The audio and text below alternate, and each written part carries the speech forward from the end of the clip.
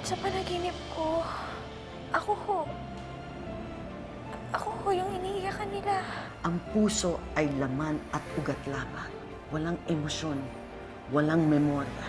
Posible kaya na makaalala ang puso? Posible kaya na si Angeline ay mabuhay muli dahil sa kanyang puso, pero ngayon sa katauhan ni Lyra?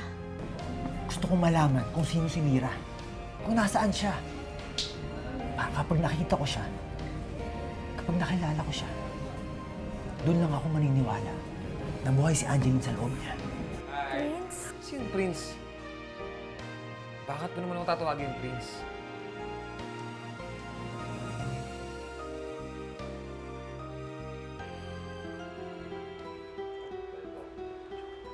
Excuse me.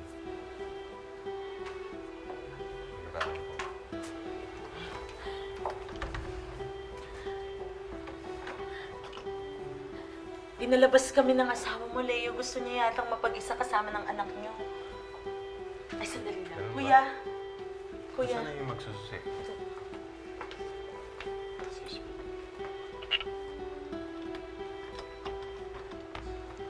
Sige. Salamat.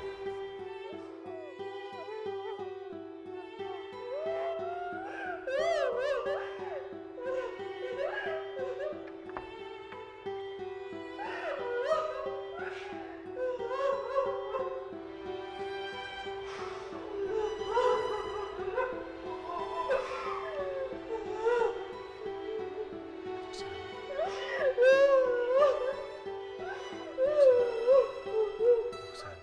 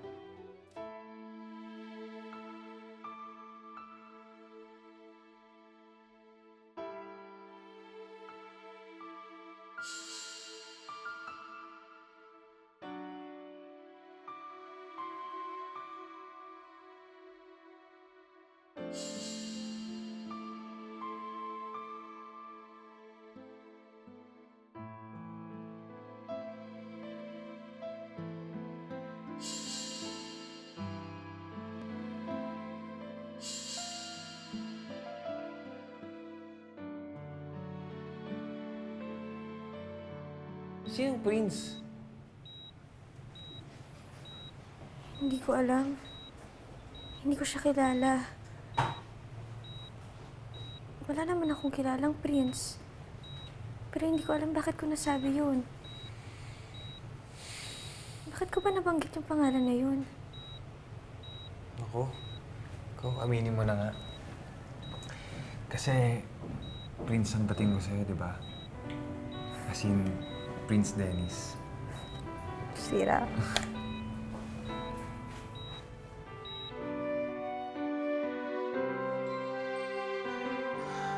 Naalala mo ba ang lugar na ito, Han? Dito tayo una nagkakilala. Meron tayong common friend na ikinasal. Dito nagsimula ang lahat. Alam mo, hindi ko makakalimutan yon.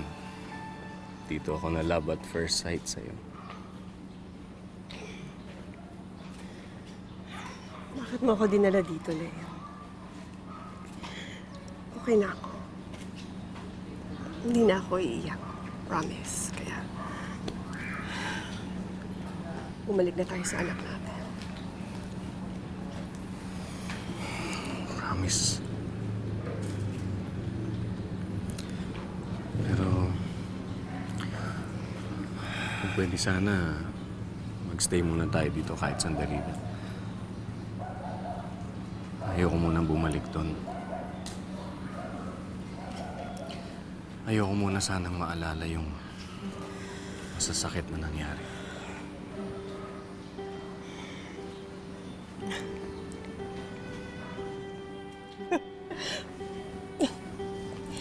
Paano natin makakalimutan yon? Buhay ng anak ko ang nawala, Leo. Kaya kahit saan mo ako dalhin, kalimutan yon.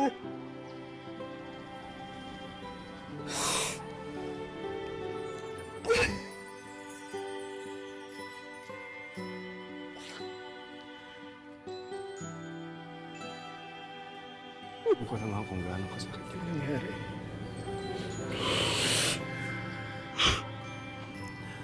Kaya nga kita tinala dito eh.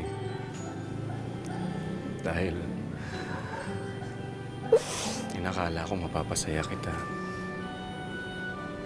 Na kahit sandali makakalimutan mo yun. Ano naman masakit na nangyari sa atin. Kung pwede sana, kahit na sandali makita man lang kitang ngumiti. Ngumiti kahit na konti. Alam mo ba magiging masaya pa tayo? Hindi na, Leo. Hindi na. Wala na ang anak ko.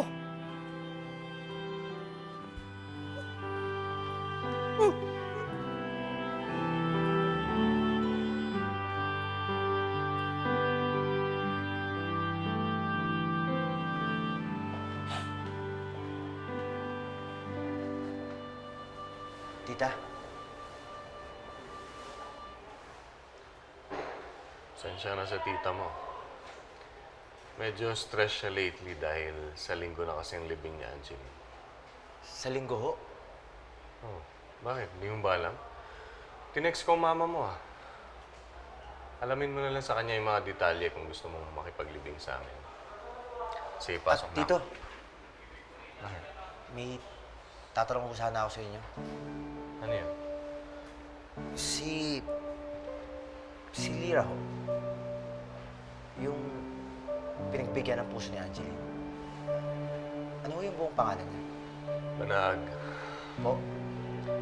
Banaag yung last name niya. Sige, sundan ko na si Roxanne.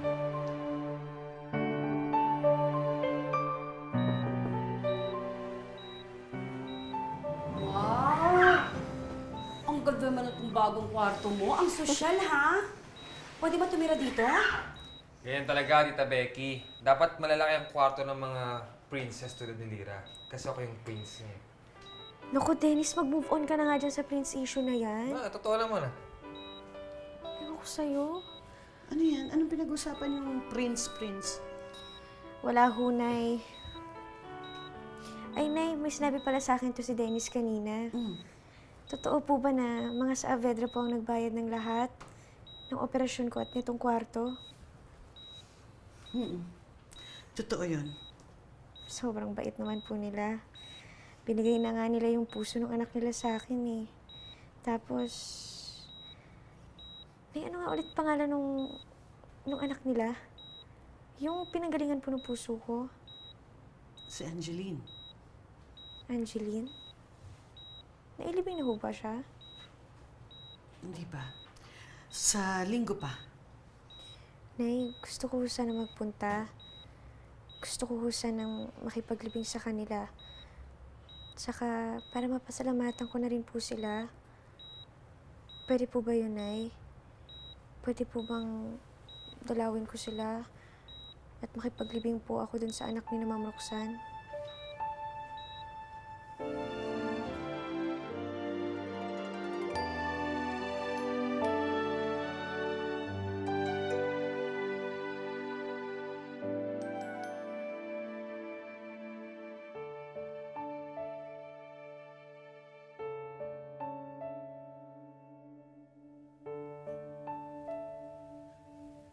Hindi mo ako kilala? Bitiwan mo nga ako! Hoy, miss. Huwag mo akong dali sa mga drama mo ganyan. Hindi gumagana sa akin yung mga gimmick mo. Miss? Miss? Miss? Teka. Miss? Miss?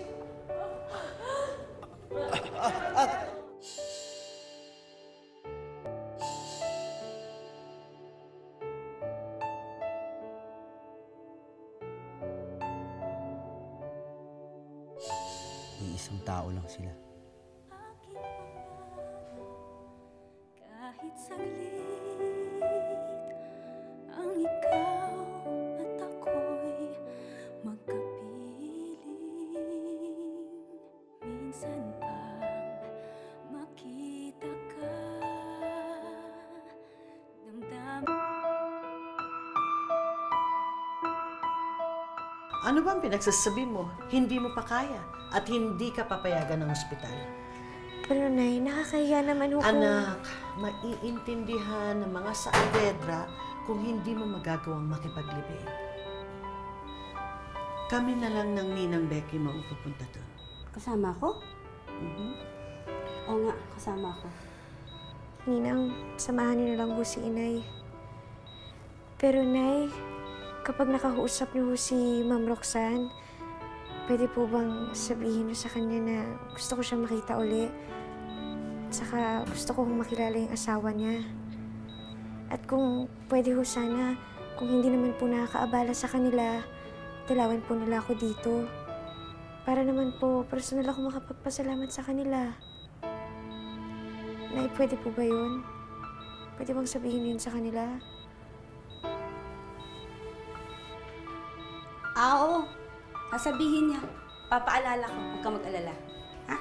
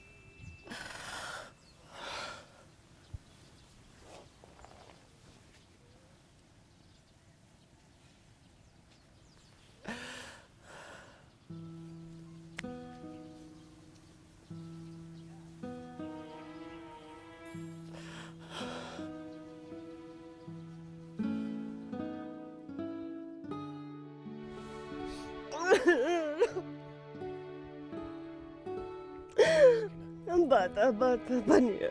Iyo, hindi dapat nangyari to. Sandali!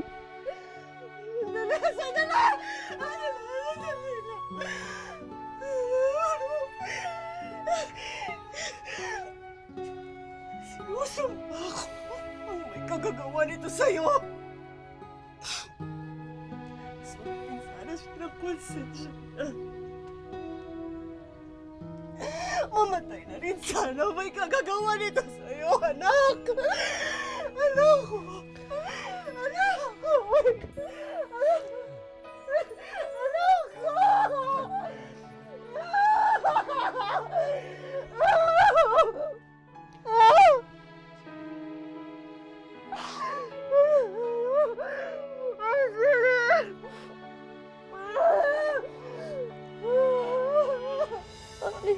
Akala ko po ba dadalhin niyo ako sa ospital? Tulungan niyo po ako. Ayoko po pong mamatay. Ayoko po pong mamatay. Pero mas kailangan ng anak ko ang tulong.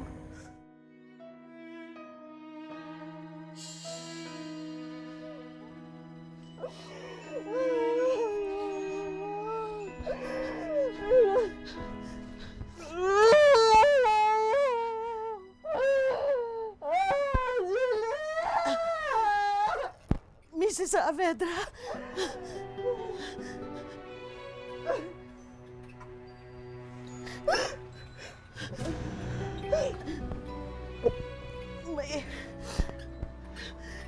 May gusto po. May gusto po akong sabihin sa inyo. Ano yun, Sammy?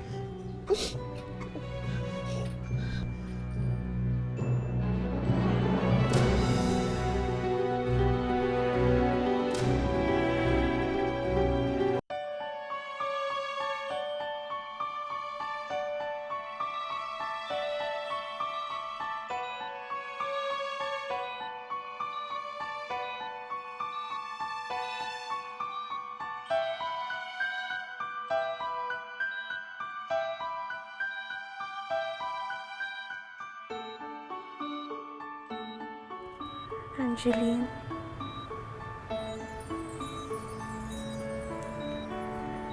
Alam kong nalulungkot ka sa nangyari sa'yo.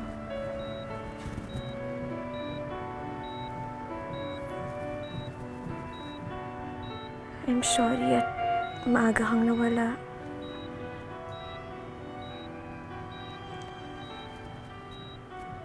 I'm sorry kung hindi mo na makakapiling ang pamilya mo. Pati ng lahat ng mga taong nagmamahal sa'yo.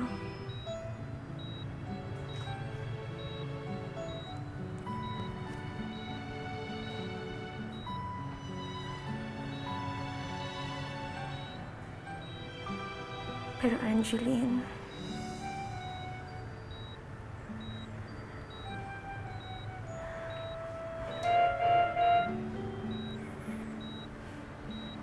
nagpapasalamat ako sa'yo.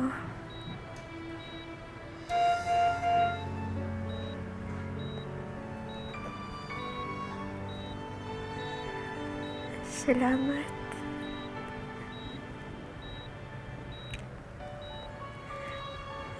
Salamat.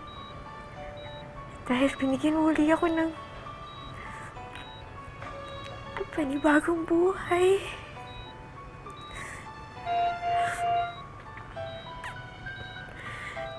Angeline, utang na loob ko sa'yo. Utang na loob ko sa'yo to.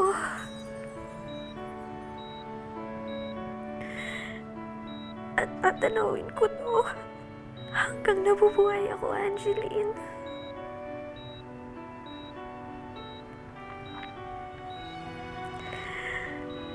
Angeline, pangako ko sa'yo.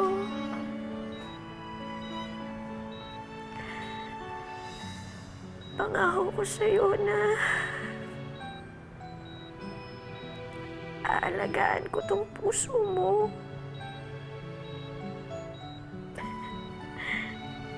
Aalagaan ko to, Angeline. Huwag kang mag-alala.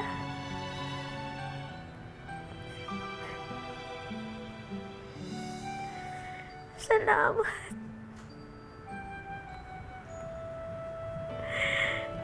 Salamat, Angeline.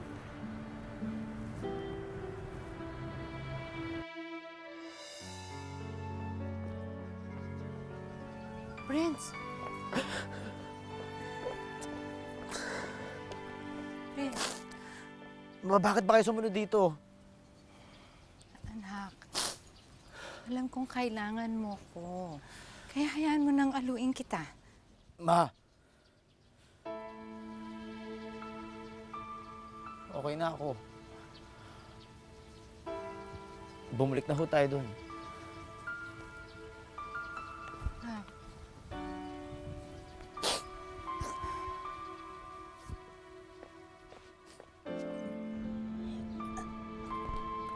Gusto ko po sabihin sa inyo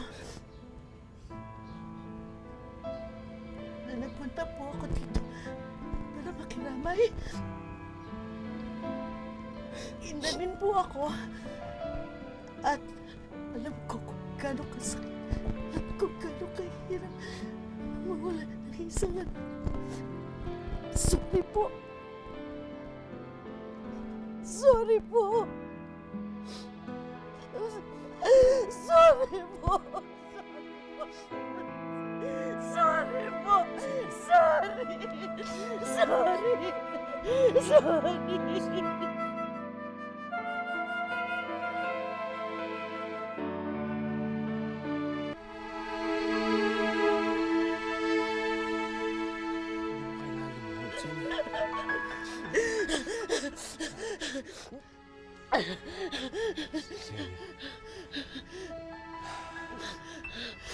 Wala ka naman kailangan ihingi ng tawad.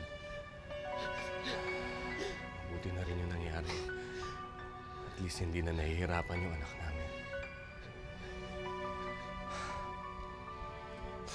Wala kang dapat ihingi ng tawad.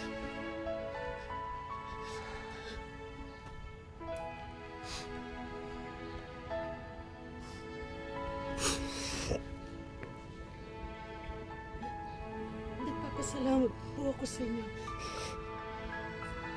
Salamat. Tinulong niyo sa akin. Hindi ko po alam kung paano ko kayo mababayaran. Hindi ko po alam kung paano mapapalit ang kapatid na ginawa mo sa anak ko. Salamat po. Salamat po.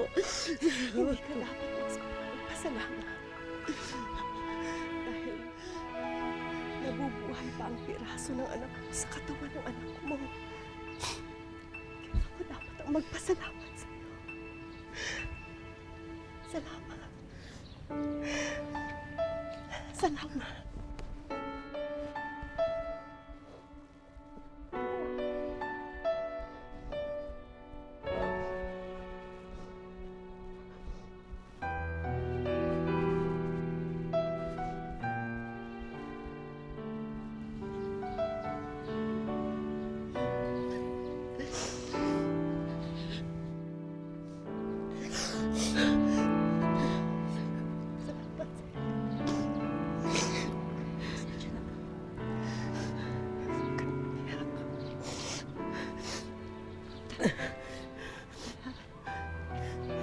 Pasensya na po.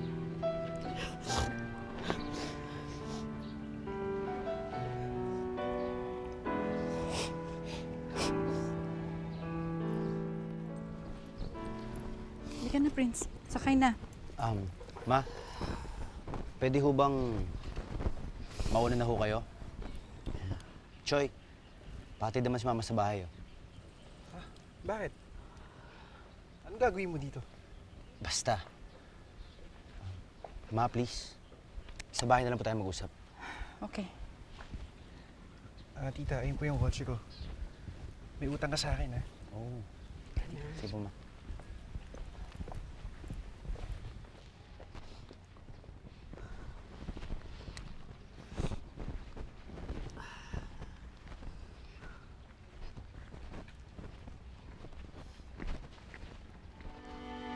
Oo, tama na. Grabe naman yung eksena mo kanina. Daig mo pa yung namatayan. Alam mo, hinihintay kong himatayin ka, kasaluhin talaga kita eh. Mars, huwag mo na ipaalala. Napapahiya ako lalo sa sarili ko eh.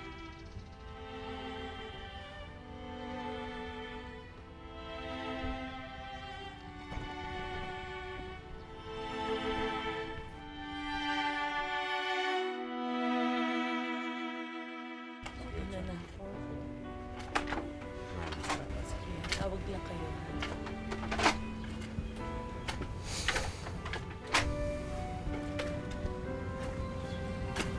Uwi na tayo.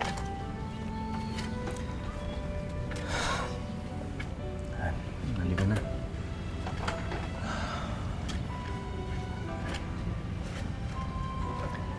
Mayaman si Angeline. At least tahimik na siya ngayon. Hindi na siya mahihirapan.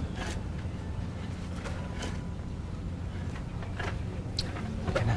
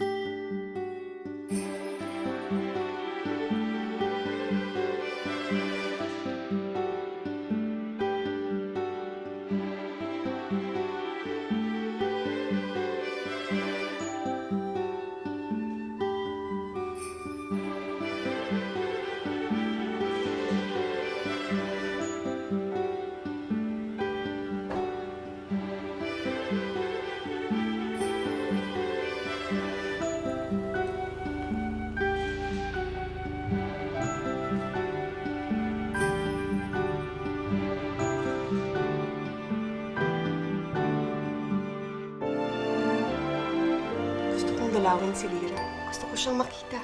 Gusto kong dalawin ang pinagbigyan ng puso ng anak namin. Nagpasalamat na ako sa kanila. Kaya para sa akin, tapos na ang obligasyon ko sa kanila. Simula sa araw na ito, ayoko nang magkakaroon pa kami ng kaugnayan sa mga salita. Sure papayag si Senny. Lalo pa tumatanaw siya ng utang na loob sa amin. Nakakaawa naman si Angeline. Siguro, gustong-gusto niyang mabuhay. Pwede ba huwag na natin pag-usapan ito? Gusto ko lang siyang makita para malaman ko kung totoo yung narinig ko na pwede kang mabuhay sa katawan ng iba. Bakit mo ako sinuntok? Ikaw ang may kagawan kung bakit inatake sa puso si Lira! Lira? Mami?